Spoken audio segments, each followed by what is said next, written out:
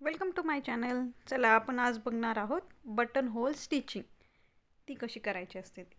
यासाठी लागणार आहे आपल्याला हा सिल्क थ्रेड, त्यानंतर ही सीजर आणि ही नीडल. ही नीडल आहे नंबर 23 म्हणजेच 0.45.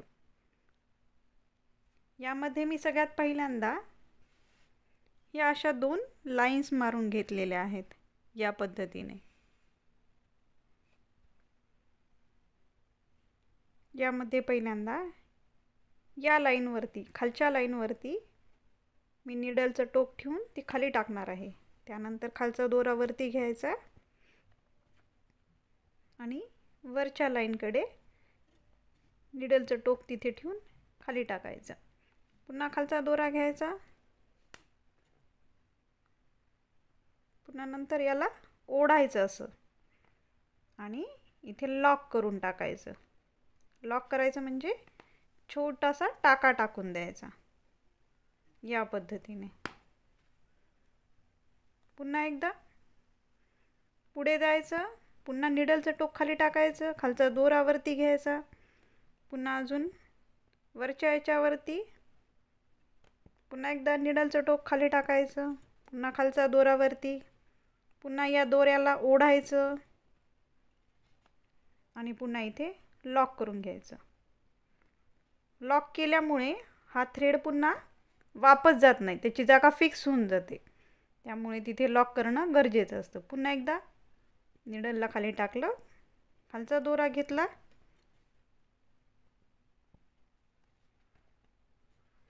या पद्धतीने.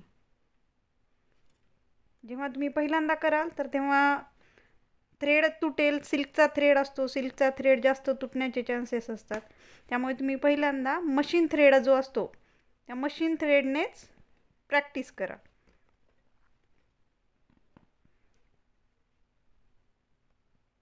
पुन्हा वरती वरचा दोरा त्यात, पुन्हा नीडलला टर्न केलं, पुन्हा ओढायचं. अगदी त्याच्याजवळ छोटासा टाका टाकायचा, पुन्हा पुढे या पद्धतीने.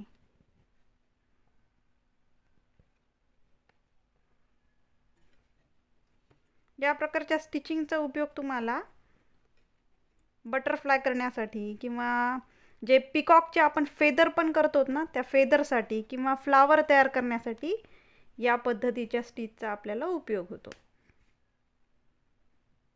नीडलला खाली टाकायचं, खालचा दोरा त्यात टाकायचा, टर्न करायची, पुन्हा वरच्या रेषेवरती पुन्हा त्यात नीडल टाकायची, पुन्हा टर्न करायचं, पुन्हा मागे आणि इथे लॉक करायचं.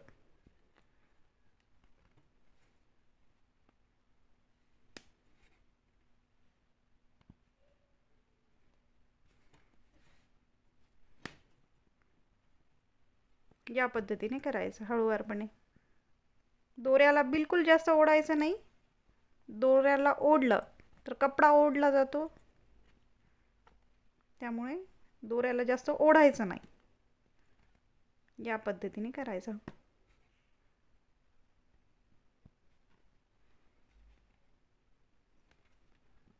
पहिल्यांदा करताना थोडंसं अवघड वाटेल, थोडंसं जमणार नाही, दोरा तुटेल किंवा दोरा ओढलाच जाणार नाही. पण याला थोडीशी प्रॅक्टिस केली की येऊन जाते.